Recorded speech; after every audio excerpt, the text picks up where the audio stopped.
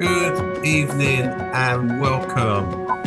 My name is Rudy Page and welcome to our Building on the Prostate Health campaign. We are holding a special session on health research. We are also raising the awareness of the benefits of being involved in health research. And we'll also be talking about a current research study specifically for men of African, Caribbean, and Latin American descent. It's important that there is more representation of different people, because in research, this will lead to actually better research, developing research studies with communities, so they are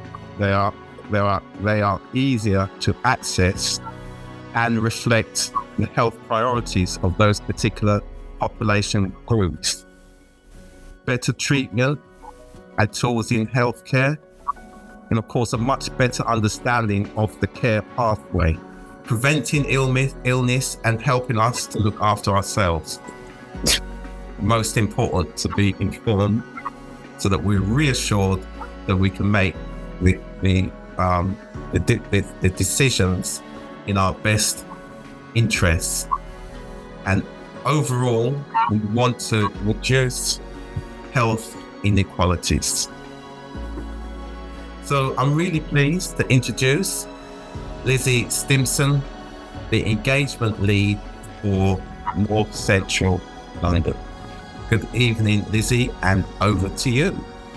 Hi, I'm just introducing today's session. My name is Lizzie. I work for North Central London Integrated Care Board. The Integrated Care Board is the organisation which buys health services for the residents of North Central London, and of course both Haringey and Enfield are part of the North Central London, the 5 boroughs. Alongside that, the Integrated Care Board takes a kind of coordinating role, working with partners across health and care to try to deliver the best care for our local communities.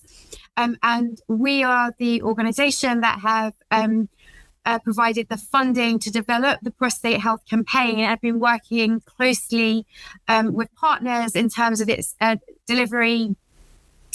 So tonight's session and the Prostate Health campaign, as Rudy said, is part of a larger programme called the Research Engagement Networks, sometimes shortened to REN.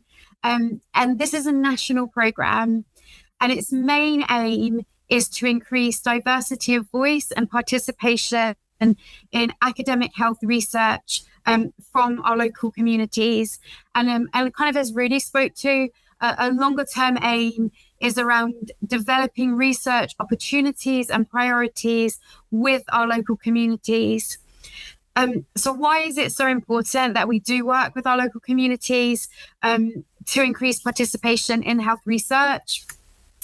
So, and again, Rudy alluded to this, health research really sets the future of health, all the way from vaccines, medications, services, and treatments.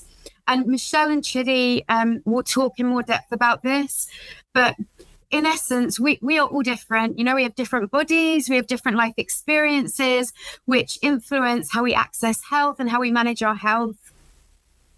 So it's essential that diversity, that difference is represented in our research. Otherwise, our research isn't reflective, of our local communities, and it means that the outcomes of the research are not as high quality, not as valuable as they could be if you have that diversity of representation. And in the Integrated Care Board, we actually have a commitment to developing high quality research that can support our whole community's health. And just finally, one of the reasons that we were so keen to link research into the Prostate Health campaign is that prostate health was identified as a key community health priority area. And there are, as Rudy said, there are research studies happening around prostate health that we felt was really important to promote through the campaign. And we also wanted to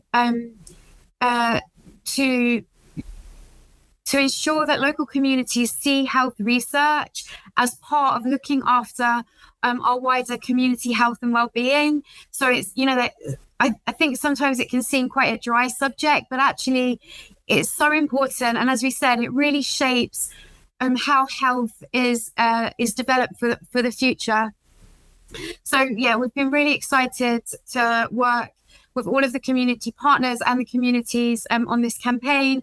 And we're also really looking forward to kind of building on that work and doing more work with you guys. So I'll just pause there. Rudy, if you wouldn't mind popping up the presentation, and I'll hand over to Chidi. Hi everyone, my name is Chidi. I'm the Patient and Public Involvement and Engagement Manager for Clinical Research Network North Thames. I'll be talking to you a little bit today about what research is and why it's important that we have inclusive and diverse research. So I want you to raise your hand or nod your head if you've ever taken paracetamol or heard that you should try and eat 5 fruits and veg a day. Why do we have paracetamol? Where did it come from? And what about the advice to eat 5 fruit and veg a day? Paracetamol and any medication you've ever taken prescribed by a doctor or a health professional, it exists because somebody researched it, making sure that it works and making sure that it's safe. So any advice also that how we can take care of ourselves also exists because research has looked into it.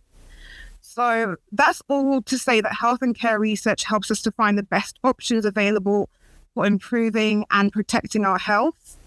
Whether it's the treatments our doctor prescribes for us or the advice that we get about looking after our own health and well-being, and we learn how to better diagnose, treat, and prevent illness through research. And this is why research is very important. So who benefits from taking part in research? I would just say everyone. So the person taking part in research themselves, it could help your family members and carers. It helps the country and also the people that are within your local area. Where does research take place in England? Research can take place in many areas. So we know the traditional place that research takes place is in hospitals. But now we're moving out to other areas such as care homes, GP practices. You can even do research in your own home, online. I'm seeing research being done in gyms, in churches and mosques. So research really is happening everywhere, anywhere. We can bring research to you. And research involves many different aspects. It's not just drug or interventional trials. We can have research in terms of cognitive tests, a questionnaire, online focus groups. So these are just some of the examples of what research might look like. And it's not just drug trials, for example. However, research participation doesn't always reflect different groups or areas across the wider population. Those most affected by health condition or issue. And there are differences in how groups respond to treatments or interventions. This then contributes to health inequalities that already exist. So health inequalities are unfair and avoidable differences in health across a population and between different groups within society. And I think that research is one way that we can address and tackle health inequalities. So these are who are thought to be underserved in health and care research. It could be women of childbearing age, those from LGBTQI+ communities, minority ethnic communities, disabled people, homeless people, asylum seekers, those in different geographic areas, and also in terms of income. Before I hand over to Michelle, just want to say, why is it important that we ensure diversity and inclusivity is in research? We want to make sure that research is effective for everyone. So if we look at such things like sickle cell, this disproportionately affects those from the Black African and Caribbean communities. So it's important that we have those people represented in those research, so that the treatment that's prescribed is generalizable to those who are part of that community. So if you're not represented in that research, you might be getting treatment that doesn't really help you or is good for you. So this is one of the reasons that it's really important that we see people from diverse communities, especially in research or in conditions that affect them. Medical science needs the stories of people of all kinds of ethnicity to make sure new treatments work for everyone. And clinical research can't afford to ignore the ethnic diversity of the world's population. So there's many examples on this page, and I think Michelle's going to now come in to talk more about maybe some research studies that are in these areas. Michelle, over to you. Thanks, Chidi. So hi everyone, my name is Michelle, and I'm one of the research delivery managers here at North Thames CRN. So we work closely with the ICB in terms of promoting research in the North East London or North Central London area. So yeah, as Chidi mentioned, this slide just highlights some of the health inequalities and differences that have either been identified through the lack of diversity of research or just existing health disparities in the populations. So just if I pick out some sort of examples here, you can see clopidogrel, which there was a genetic study on that showed that this medication was common to use in prevention of heart attacks. But actually, further results have shown that it's actually much less likely to work in people of Bangladeshi descent and Pakistani descent as well, compared to people of European descent. So, initially when those trials were done, it was shown to be effective and work, but actually it's not as effective in many of the populations in the UK. So this is an example of where diverse participation in research would benefit the entire population. Again, with COVID-19, we saw a lot of ethnic minority groups having more effects of COVID-19 and dying from it in comparison to the white British majority in the UK. And when we looked at sort of vaccination uptake, there was less of these communities taking the vaccine. So then again, we could see some disparities in between some of the diseases in the area and the research that's actually trying to look at some of those disparities. As Chidi mentioned, there's sickle cell as well, which obviously has a high prevalence in the African and Caribbean backgrounds. And so there's a high need to get more people from that community group into research for sickle cell, so we could actually look at something that could potentially work in those groups, which is largely in effect affecting those groups. As well, in terms of heart conditions in general, disproportionately affect Black individuals. But even still, with all of that data around, there isn't as much Black representation in a lot of the conditions for clinical trials in heart diseases and treatments. So something for us to look into.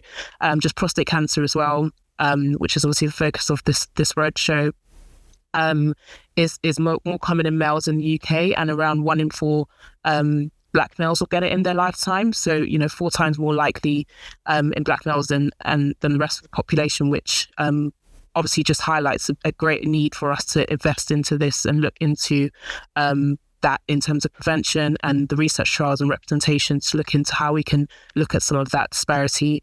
And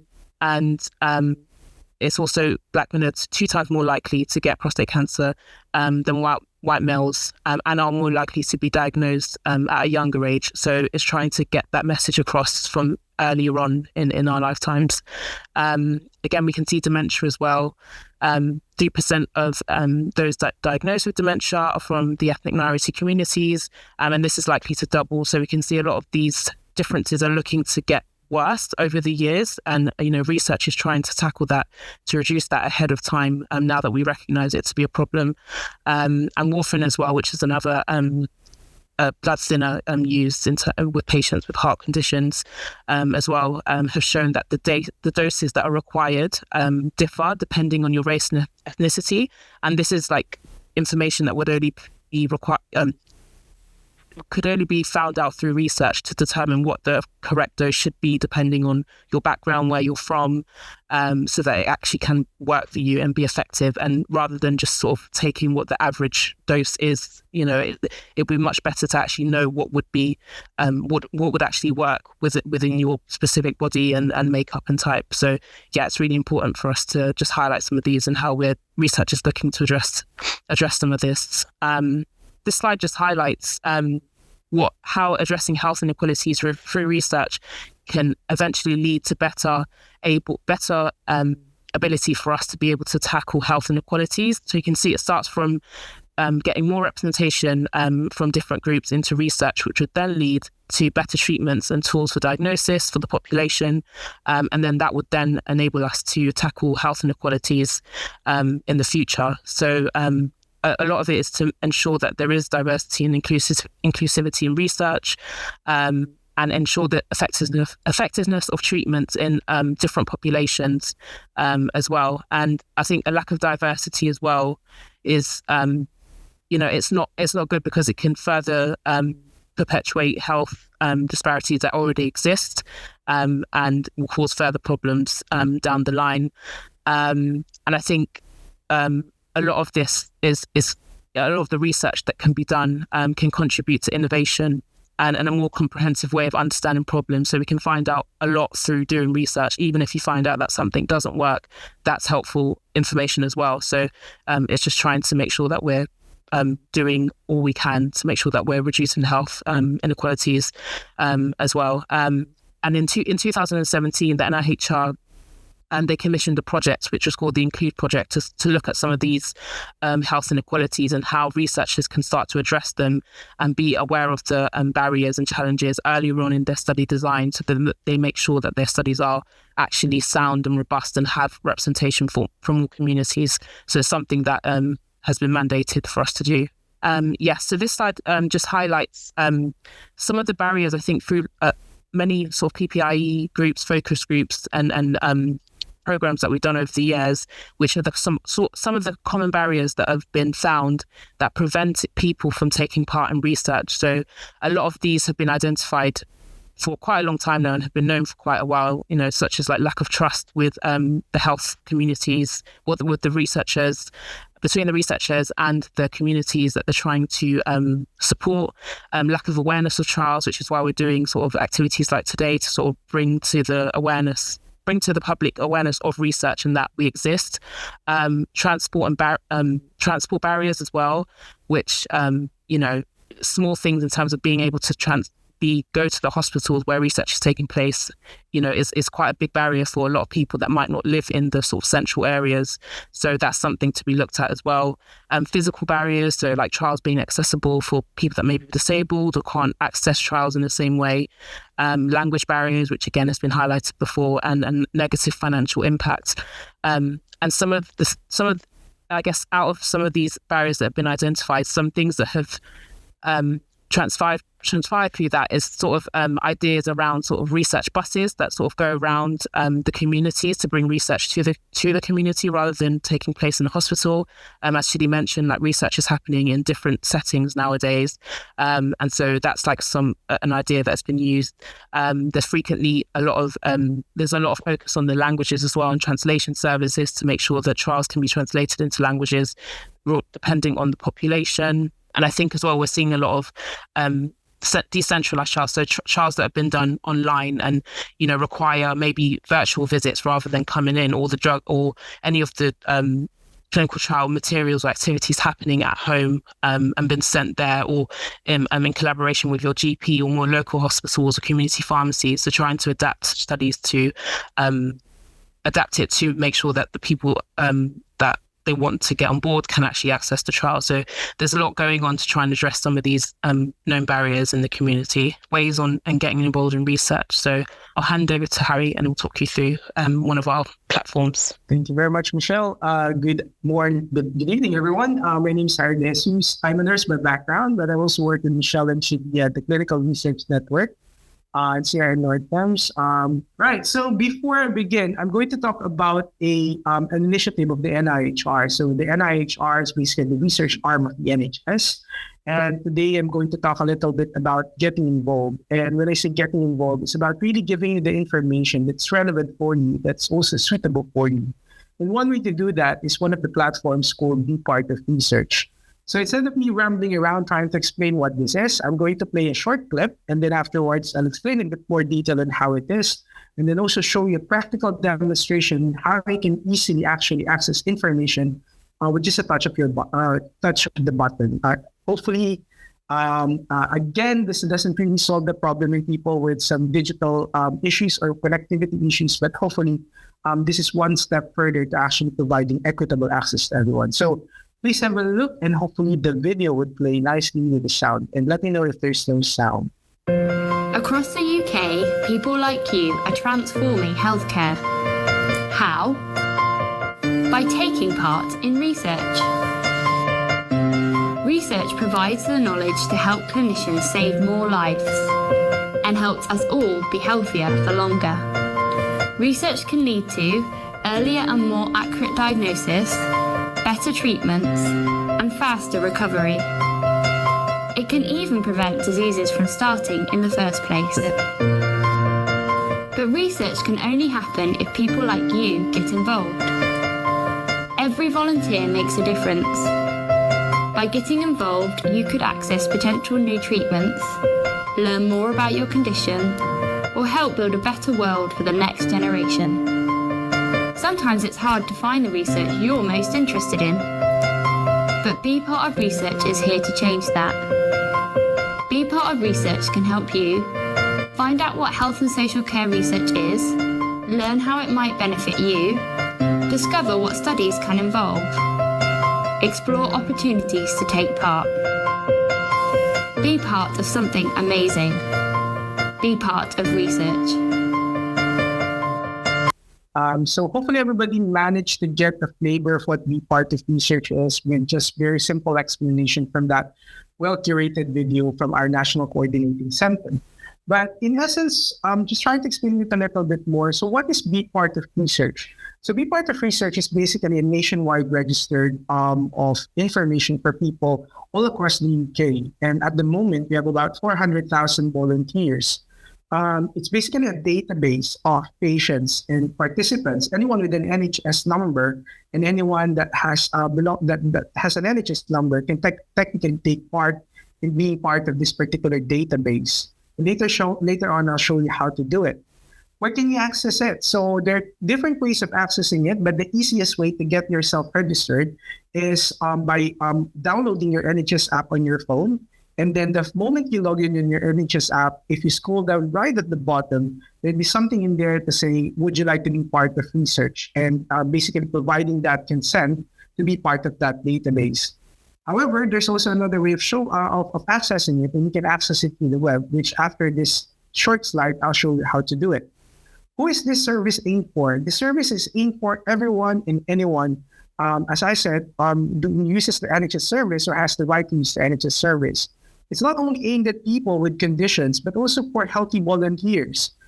Because in establishing treatment, sometimes some of the designs would require a comparison, and usually that comparison can be coming from a healthy volunteer. So everybody is in this together, and whatever you can actually participate in, or however you might be able to participate in this information, hopefully this database would empower you to get that. Why do we need to do this? Because we strongly believe on sharing that power. Information is about power, but I think it's also about enabling people to access information that's relevant for them. And hopefully this is the start of that. Now, what does it mean in practice? And hopefully I can show it to you in, I'm a bit of a practical person. I'm a nurse by background, so I like things that, what do you actually mean?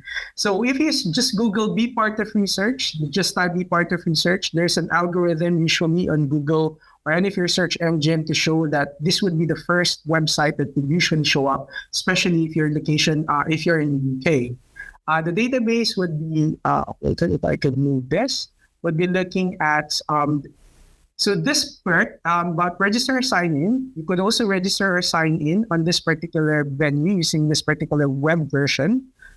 It's slightly longer because it's also going to ask for your personal details, unlike when you do your NHS app, which already link it in terms of your health data. In terms of data security, all of this has been being vetted and looked after by the government, by the NHS, and has to go through stringent data protection in order to make sure that all your data is secured. But what does it really mean for me? What does it really mean? How does it really work? So say, for example, today we're talking about prostate health.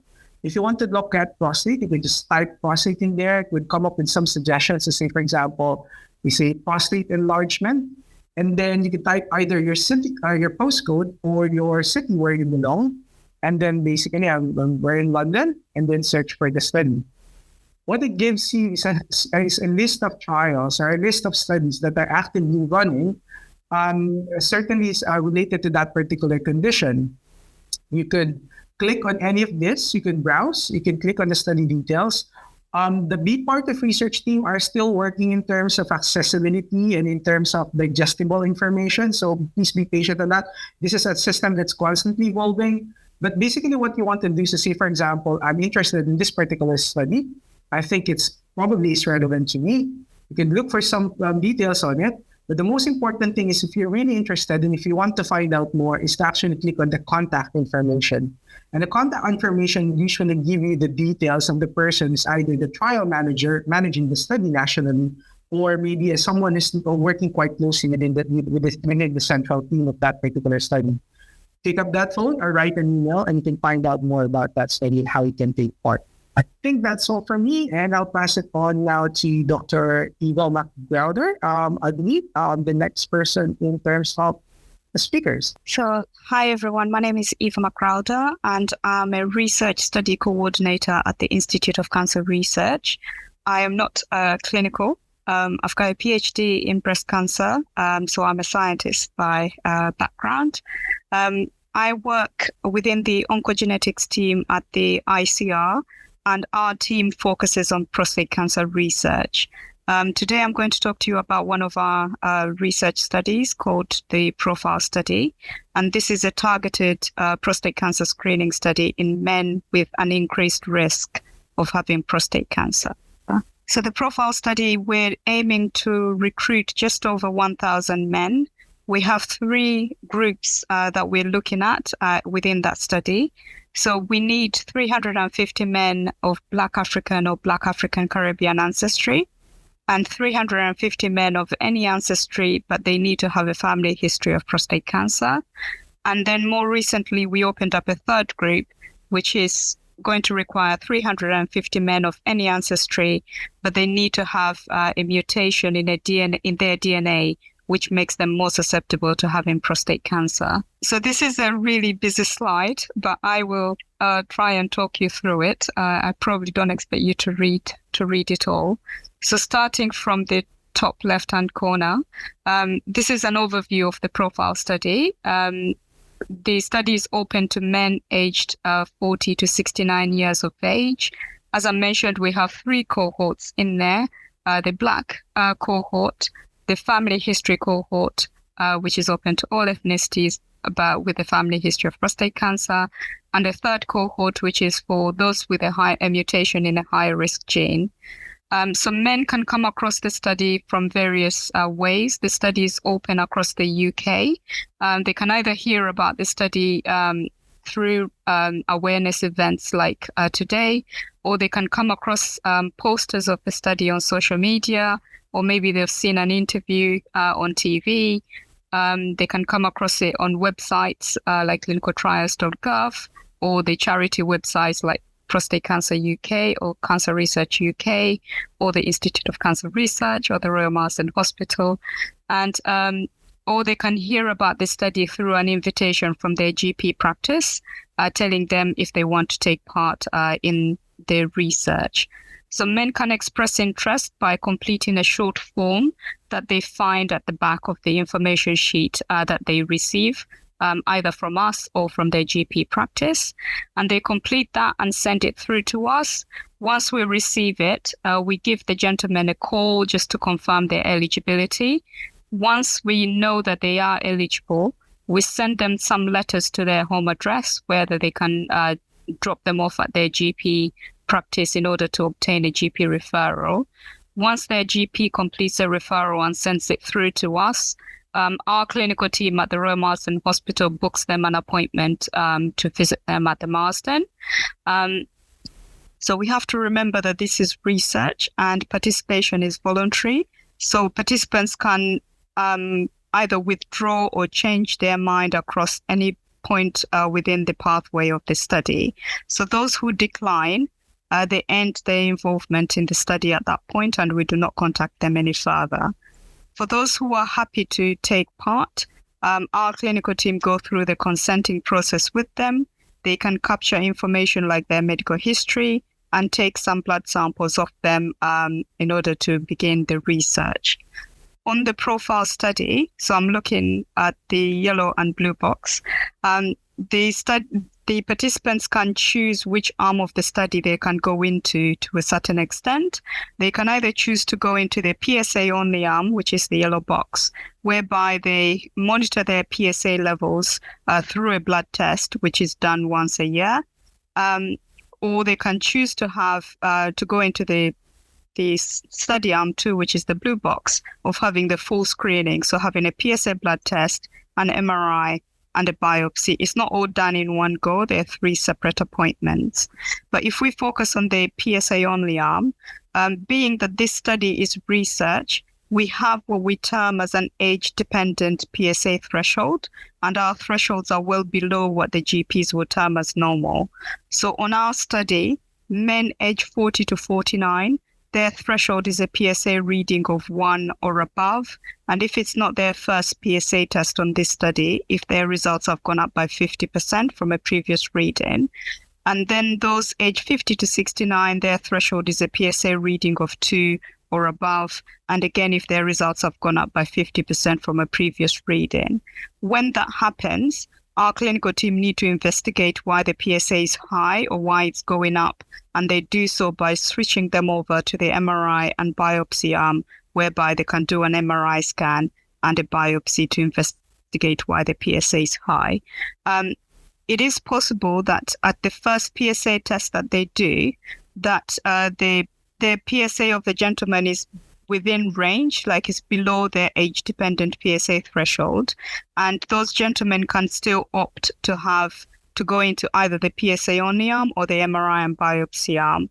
There are some men who remain within the PSA-only arm of the study, whereby their PSA never rises to reach their threshold to trigger them to go into the MRI and biopsy arm, unless they themselves have changed their mind and they all of a sudden want to switch over to have the full screening. Perhaps maybe their circumstances would have changed. Then the clinical team can switch them over. For those who choose to go into the MRI and biopsy arm, they do so, they have that option irrespective of the fact that their PSA is low. They can have the option of having the full screening of MRI and biopsy. So if at biopsy they find prostate cancer, then the treatment options are discussed with a gentleman, and they can choose whether they can have their care at the Royal Marsden Hospital or whether they want to be referred to their local hospital to have their treatment care there. If from the biopsy, the MRI and biopsy, they find that everything is normal, they haven't detected prostate cancer, everybody is monitored, is followed up with annual PSA test throughout the study and until they notice that, their PSA is changing, then they can decide whether they repeat the investigations, the MRI and biopsy.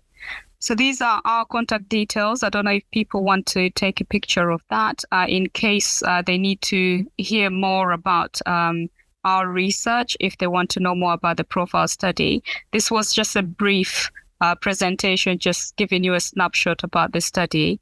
We normally give longer presentations on that.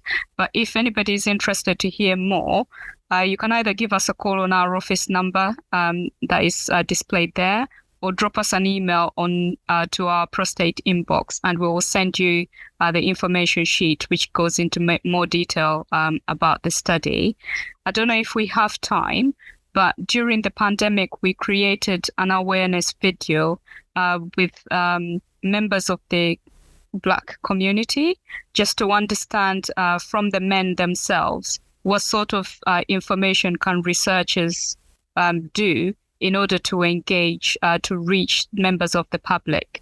Okay, thank you very much for that, Eva. Lizzie, I'd like to hand back to you just in terms of any closing remarks, and maybe as well, if there's any more we can say about easier access. So we've been shown sort of online.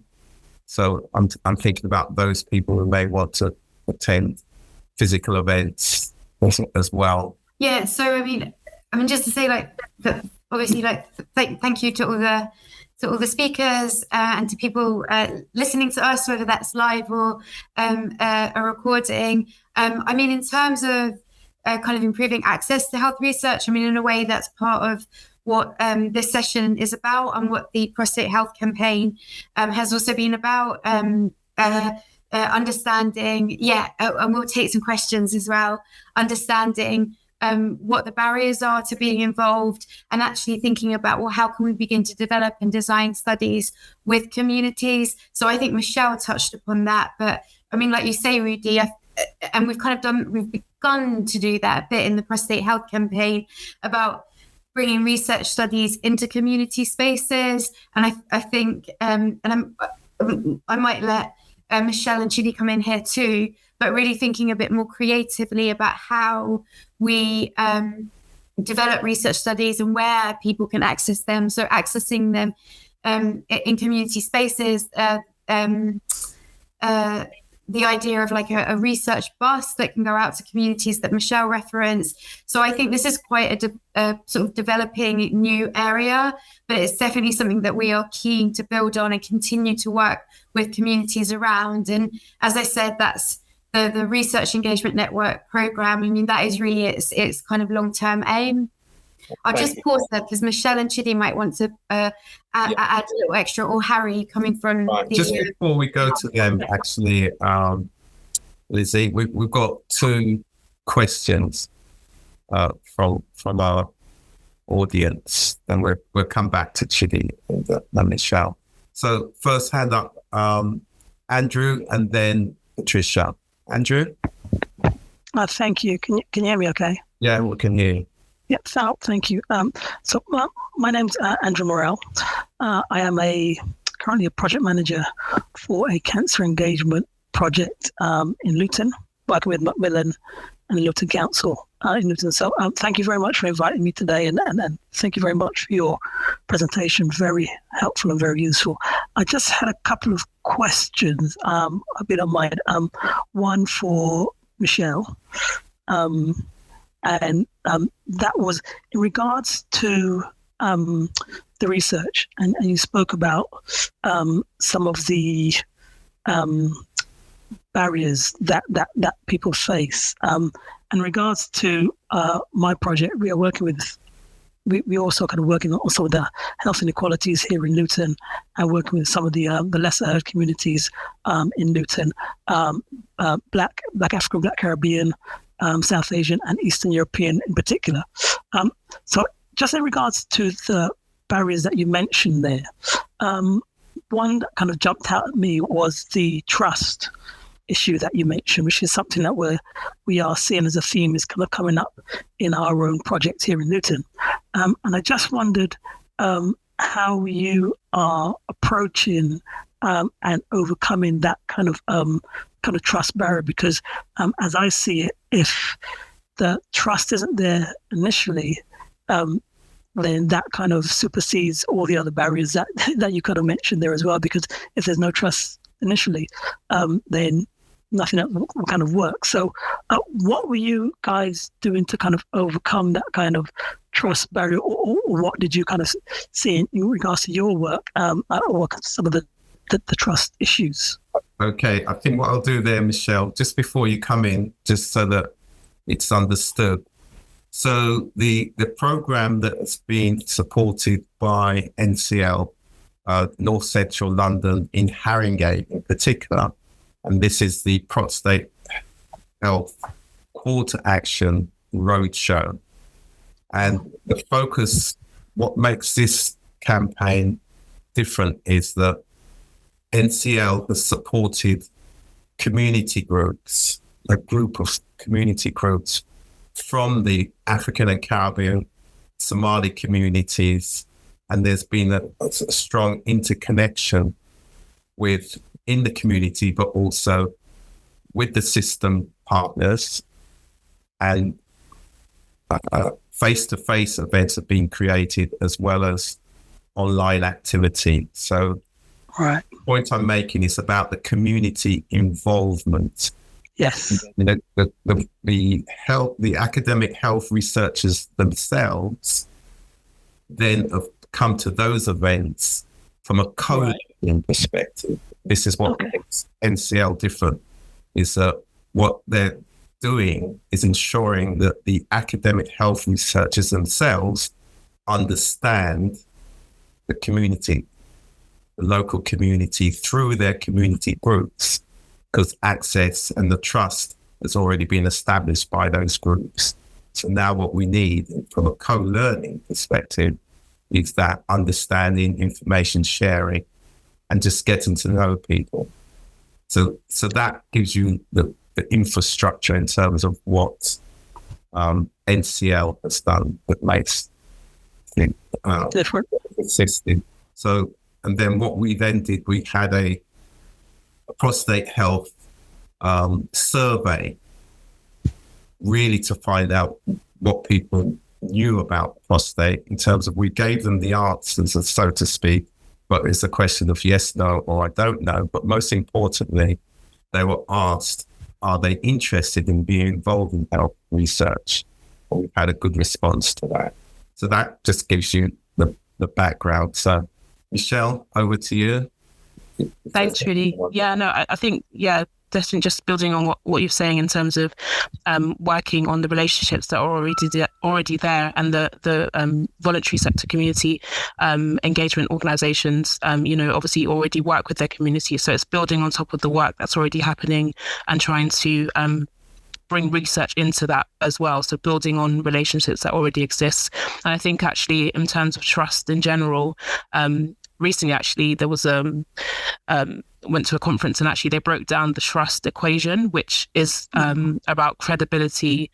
So trust equals credibility plus reliability, intimacy, and then that's divided by self-orientation. So I think it's just recognizing our part in that, and knowing that, we coming into the equation, we might be seen as the ones with the power and the making all of the decisions, but actually when we remove ourselves and actually focus on what the community already has, then we can make more progress. And it's working with, recently we've been trying to work a lot with community pharmacies as well, because we realised that actually they've got quite a lot of trust in their communities already. And it's not really mentioned anywhere as much as like GPs and hospitals as healthcare services that many people can access, and many people do access and have trusted for years, and they've seen lots of families and, different generations. And actually trying to work with community pharmacies to bring research into that element as well is something we're looking into. So very here. All right, thank you for that, Michelle. Patricia, would you like to give us your question? Yeah, thank you very much. It's a very interesting evening. I have my questions are in two parts. Listening to you as a community person, my name is Patricia Bichuk. I'm the CEO, Wellbeing Connect Services, the major Black mental health organization in Enfield. Listening to you and bearing in mind the sort of the client I'm dealing with, which have double issues, because some of them may face mental health and other challenges, and also the issue of trust that have just been mentioned. I'm interested when you mention about community research. However, I wanted to fully understand how that would take place. What would be the shape of it? That's one element. And how will you work with BCS organizations to really integrate it in the work they're doing, to ease it in? Secondly, the second question is that from all the presentations, what I was hearing, correct me if I'm wrong, was about the research for treatment.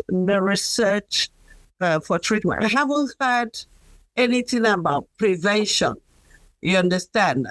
For example, you've identified the Black community, 1 in 4, which is equivalent to 1 in 4 in mental health, obviously you have first generation Black and African Caribbean community and second and third generation, which you still need to have different strategies to engage. So I can answer that for you. I can answer that. Let me help you with that. Okay, let me finish my question so you can take them in. My question is, what is the causes? Have research been done on what is causing this particular community to be, prone to it? That's not my question, so you can answer along. Okay, so first of all, going back to the campaign, Prostate Health, We Care Call to Action Roadshow. So again, we're talking about Haringey with this campaign. And as was mentioned at the beginning, this particular session builds on the last 3 months of activities around Haringey. So we focused on the 12 streets and neighborhoods where the majority of the African, Caribbean, and Latin American communities are located. So we were in churches, community groups, Cancer Alliance activities, sports, going across all population, all of the generational groups within those populations, including the French-speaking, Portuguese-speaking, Hispanic-speaking communities as well. So we covered that through the community organizations, and the central messaging was around prostate health.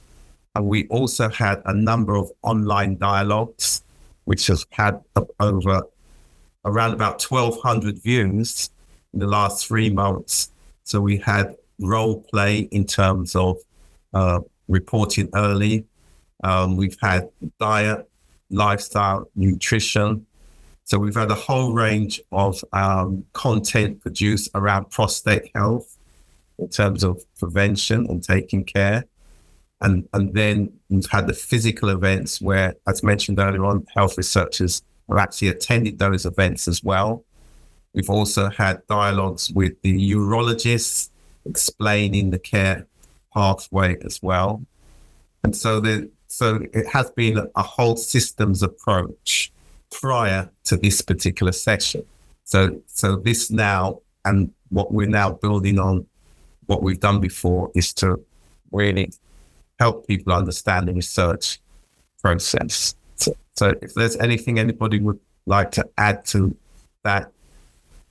I was just I know there was a question around health research and prevention within there as well. And again, Ava, Chidi, Michelle, Harry might want to pop in here, but there is definitely research done also around health prevention. And Chidi mentioned that at the beginning around like lifestyle behaviors, like, eating fruit and veg, and so that all of that information has come from health research. And I would also say that sometimes it's quite hard actually to untangle prevention and even treatment. So Ava's studies around prostate health, if you can understand the best treatments, if you can understand why people are getting prostate cancer, particularly Black men, then actually that knowledge should begin to help us unpick and build and develop prevention messages. So I think that there is absolutely focused health research on prevention, but I also think some of that broader research will then lead to prevention messages.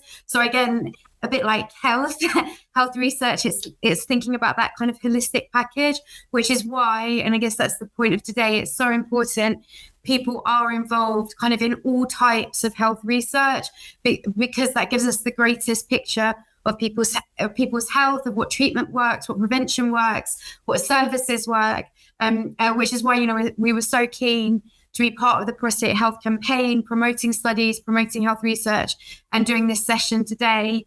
I'll just pause there because one of my NIHR colleagues might just want to come in there. Thank you, Patricia, for that questions. Yeah, I'll come in next, I think. Just kind of touching upon, Andrew, what you were saying about trust.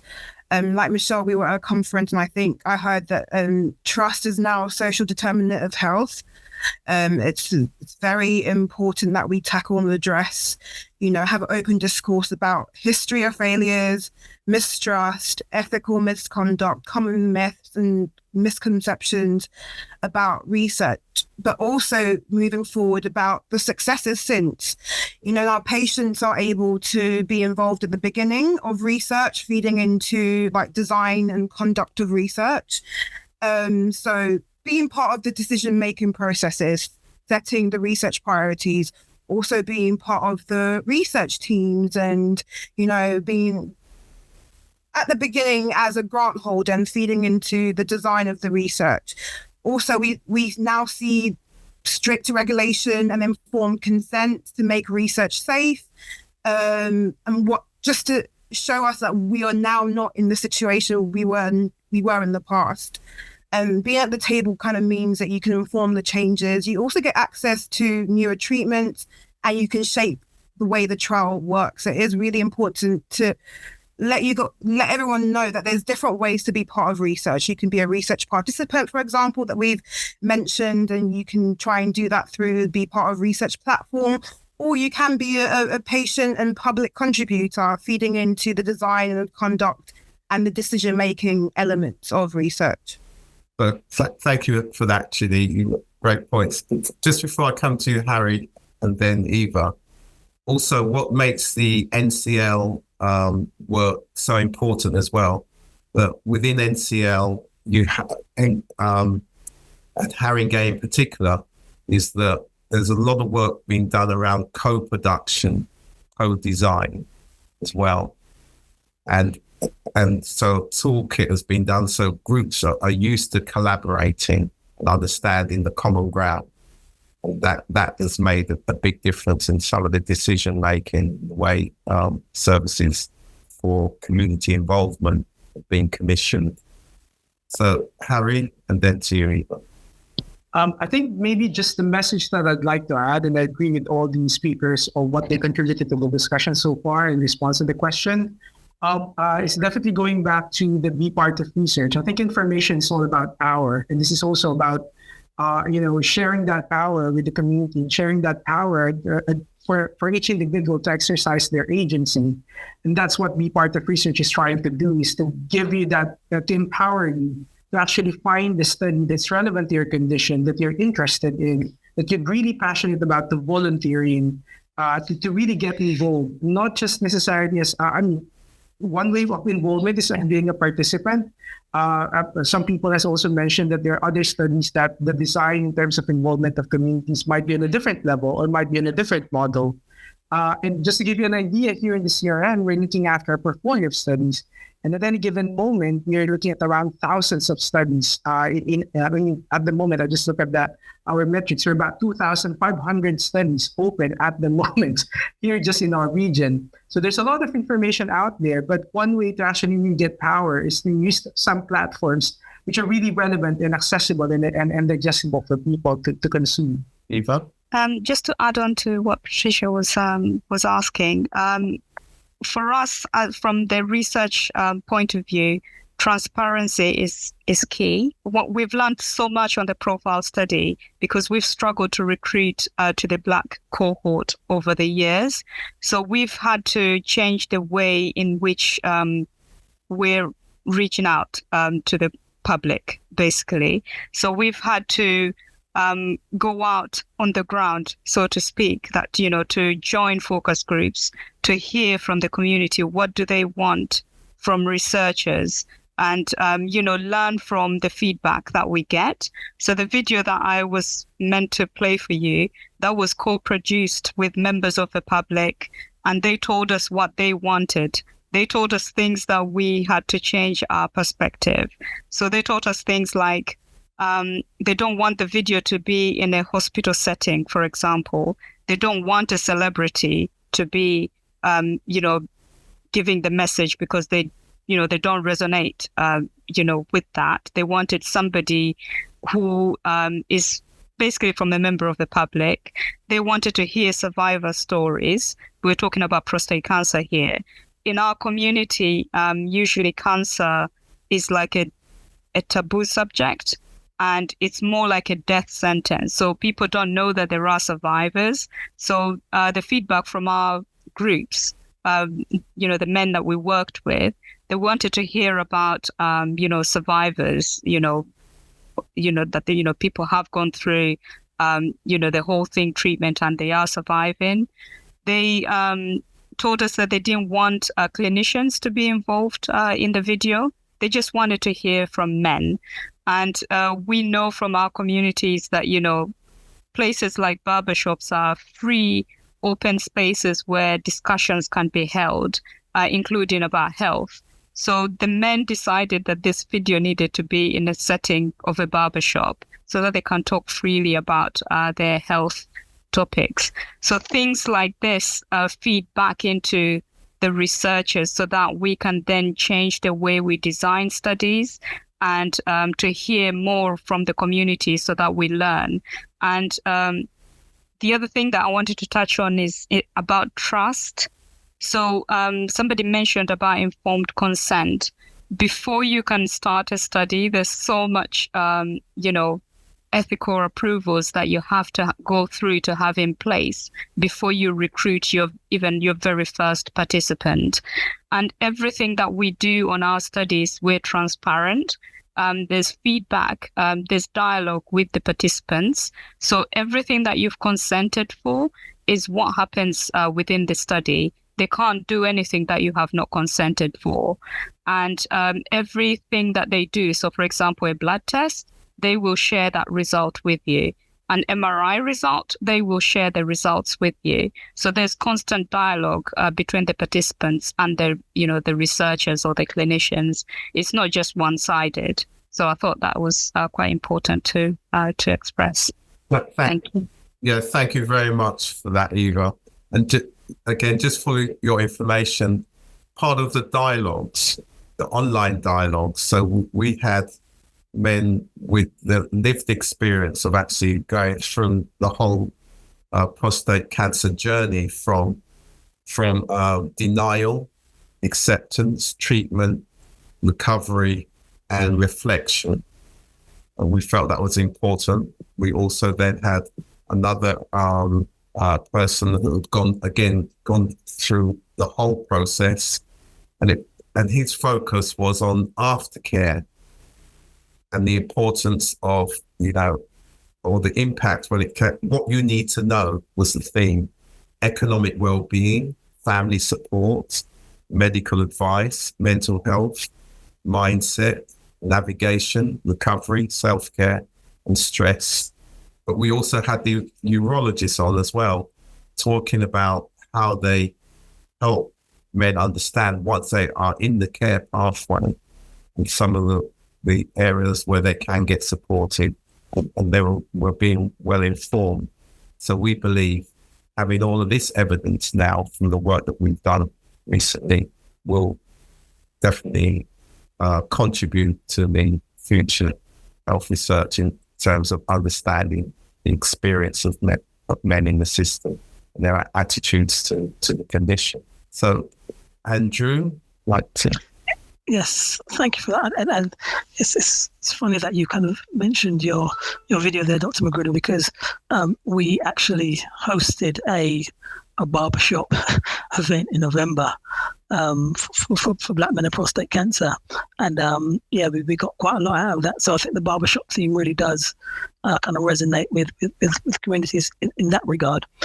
However, just quickly, Dr. Magruder, just in regards to your research and your, just so that I'm clear on how the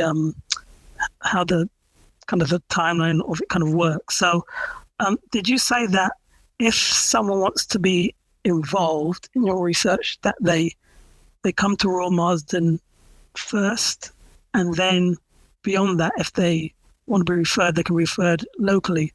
I'm just thinking because, as you said, this is a UK-wide research, but if it's UK-wide, what's the incentive for someone, say, for example, if they lived in Luton or Birmingham or Manchester, to come to Royal Marsden?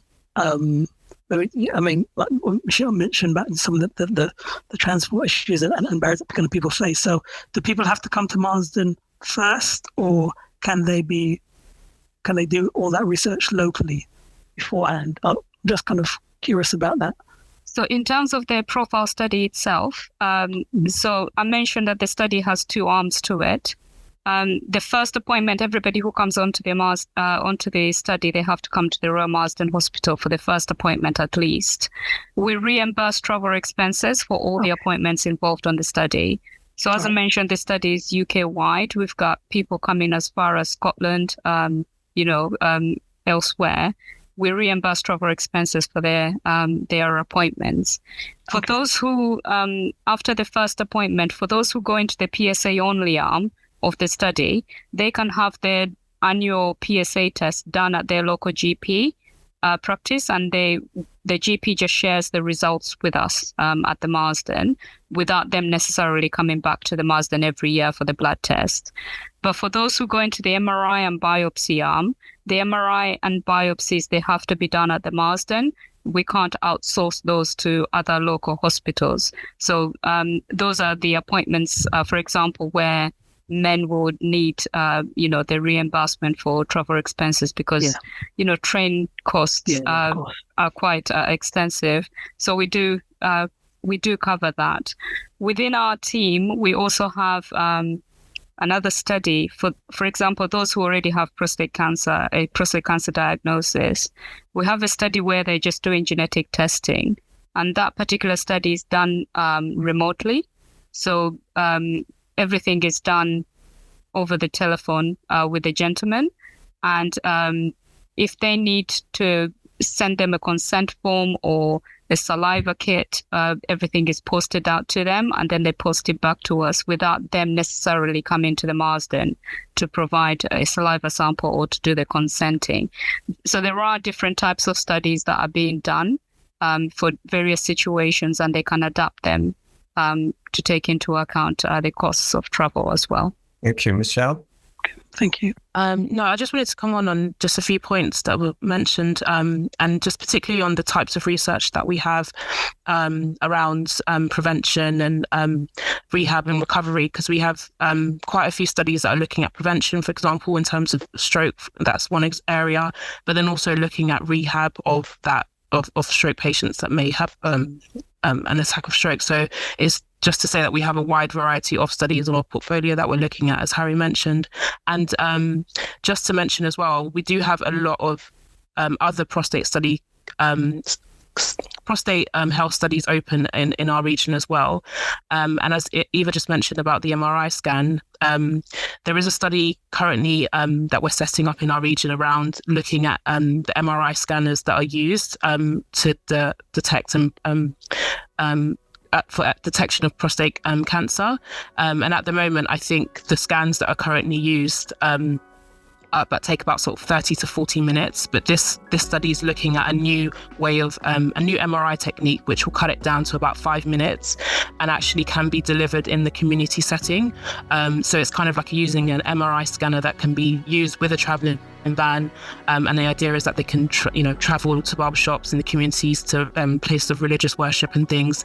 And that's just one way that they're looking at trying to detect it earlier, essentially, which also is not quite prevention, but reduces the the outcomes of it being detected later on. So there's definitely lots of different areas that we're looking at in terms of prostate health and prevention. Okay, so Lizzie, I think we're nearing to the end of this first dialogue of its type in terms of our region. So I'd just like you to close this session. Just to say, thanks so much for everyone for attending and for all my colleagues for presenting. I think that's been a really interesting discussion. We can share the materials, the presentation, we can share that around. And if people have questions, after listening to this, I know Rudy's recording it, so some people might be watching this once it's happened, please do reach out through Rudy, and we're really happy to take any questions. Equally, if anyone's interested in any of the studies mentioned, we're really happy to share those. Just to say thank you, and sort of looking forward to continuing to build on this work. Thank you very much, and good night all. Thank you for having us. Bye. Okay.